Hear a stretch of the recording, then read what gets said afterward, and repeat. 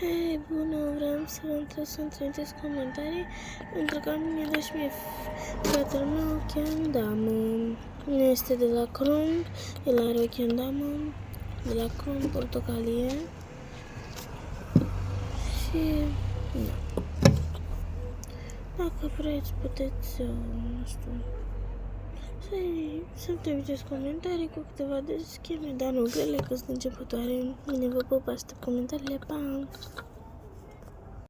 Am uitat să vă mai uit, înainte să vă pup. Bine, v-am pupat. Eu, elefantul, fiți atenți, eu nu-l dau aici, pe in, unde se bine, îl dau uneori, când îmi zice frate micoșel, așa. Eu nu-l dau aici și îl dau aici, să vă arăt.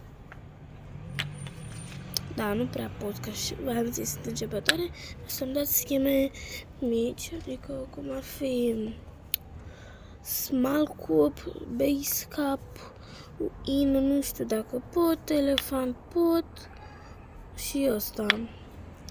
Deci ăsta, ori ăsta, ori ăsta, ori ăsta. Uite așa.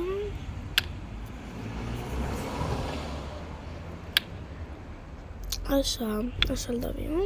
Și e o chendamă pentru fete, pentru că eu am vopsit-o cu sclipici, nu știu dacă se vede, și am pus niște axipilduri cât de cât drăguțe.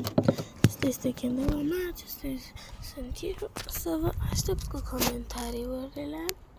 Aștept cu comentariurile cel mai drăguțe și vă aștept dacă îmi dați follow și un comentariu foarte frumos să vă dau eu și dați like ca să vă dau și eu la fel.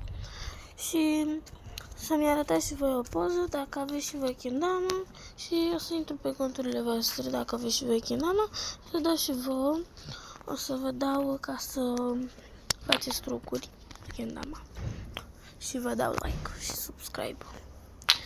Deci subscribe pentru elefantul ăsta frumos și ăsta sclipici ăsta, pa, pupici.